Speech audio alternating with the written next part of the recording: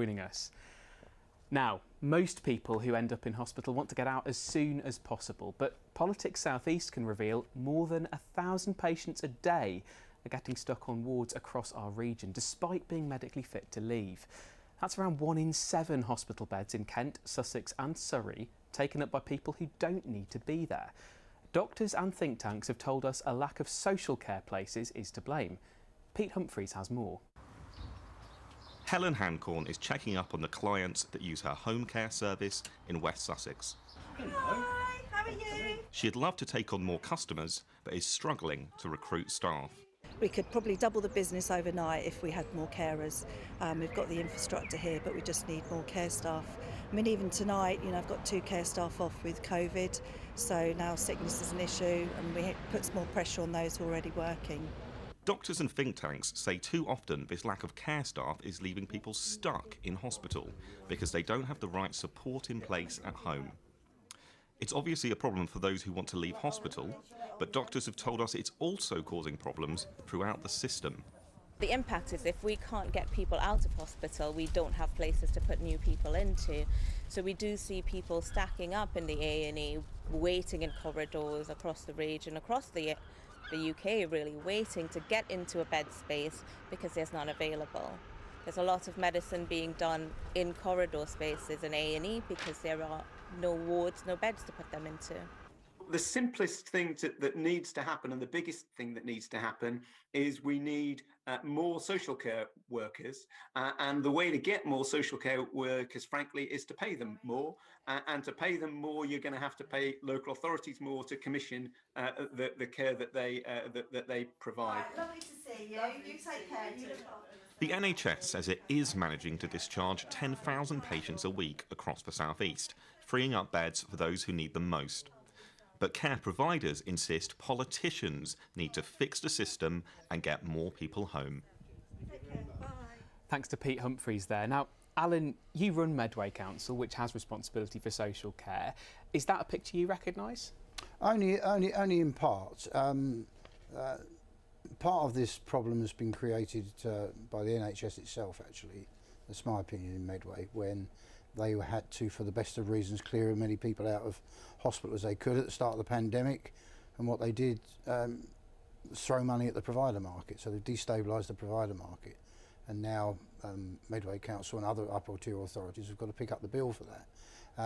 Shortage of social workers is also an issue, but I don't think it's just about money. It's a very stressful job anyway, and it seems to be even more stressful now post-pandemic. Well, let's take Kelly's perspective there, because, I mean, we know earlier this year the NHS in our region wrote to councils asking for help, as Alan says, clearing people out of hospitals because of that Omicron wave that they were worried about. That clearly hasn't worked. Why would you say that is? I think it's very convenient for everyone to be blaming the social care crisis on the pandemic, but actually this problem goes back a number of years now. For a long time, people working in social care have been undervalued and devalued, and I think what the pandemic showed to them that wasn't going to change.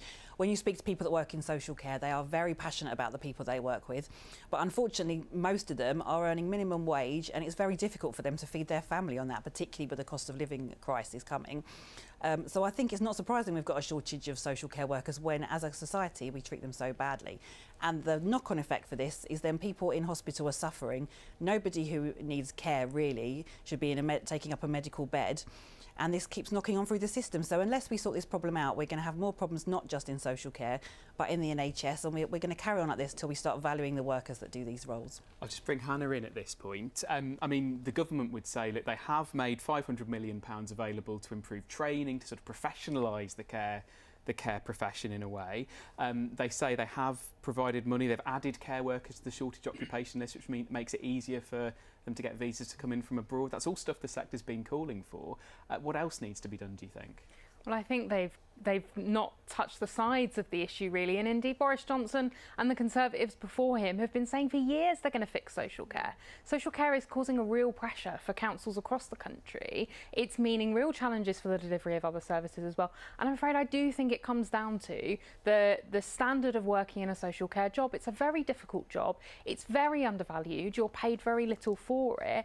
And now we're seeing the ramifications of it. We just don't, sadly, have enough care staff. And we really need to fix that care crisis. Josh, you want to be an MP in Eastbourne, a town that has a hospital, a town that has a large number of residents needing some form of social care. Now, your party was in government as recently as 2015, so, you know, what would the Lib Dems do now? I mean, and did the Lib Dems take any responsibility for what's gone before?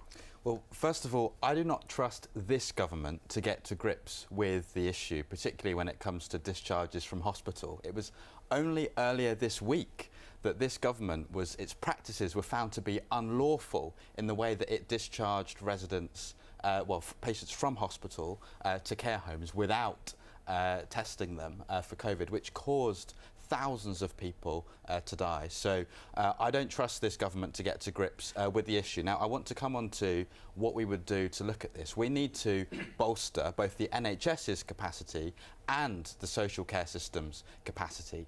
That's why we need the government, for example, to honour its pledge for 40 new hospitals that it said that it was going to build, including in my town in Eastbourne. But it needs to get to grips with this social care crisis. There's a shortage of 120,000 social care workers across the country, and we're not valuing those unpaid carers who do such an incredible service, a vital service for our country. We need to bolster up carers' allowance that we properly value those individuals. OK, I'm going to come back now to Alan. I mean, you've heard a lot of ideas around the table there, and you said at the start that it wasn't all about money, but isn't quite a large part of it money, in terms whether that's about, you know, pay for care workers, whether it's about allowances, training? All of this costs money. Doesn't the government need to find some more for the social care sector? Well, yes, and all the things that Josh talked about, you know, I can't disagree with them, but what I didn't hear from him was how the Liberal Democrats would actually fund all of that. It's very easy to talk about these things. It's less easy to actually do something about it. So, and I said earlier, it's not just about pay, because we've increased pay in Medway for children's social workers, for example, and there's a national shortage, and what happens is they move around the system. So it's not just about pay. It's not an excuse for saying that pay is too is high enough, because it's not. But everything has to be balanced, you know. Okay, what else though, if not just pay? What are the other bits and bobs? Well, it's the quality of work. It's being valued, as people have said. And it's generally making sure there's good support throughout the whole system. And we've got to remember this is about health and social care, how the two are linked up. And I was really disappointed that 6.4 billion that the government allocated to health and social care. It just so happened in the first year there was none for social care.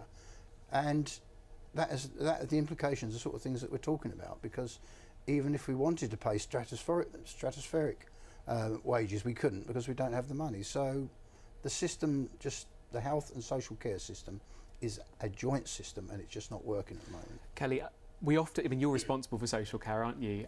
You're a spokesperson for social care, yes.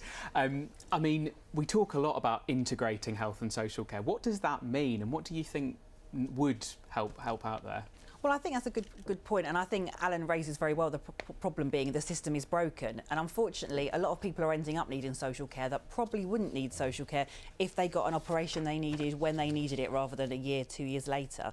So actually I think a lot of the costs we're seeing in social care probably are preventable if people got the medical care they needed before. But everybody likes the idea that when you leave hospital you have someone to come and look after you. That's what everybody wants. We have to be prepared to pay for that, but in the long run I'm sure this will save money, because people will get their operation and not be missing work, not be missing out on caring for other people and so on. So we just need a big strategic look at this, and things definitely can work. A big strategic look. We hear calls for that quite a lot, don't we? I mean, Hannah, your party says that it wants to give free social care to all adults.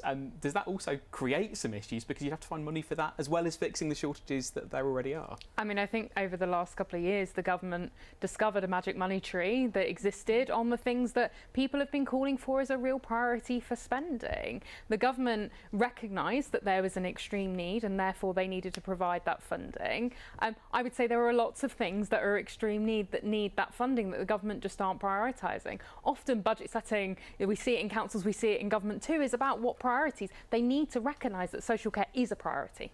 And Josh, in 30 seconds, before we move on to the next item, what's one thing the Lib Dems would do about social care? Maybe something that isn't just more money, but maybe a strategic decision?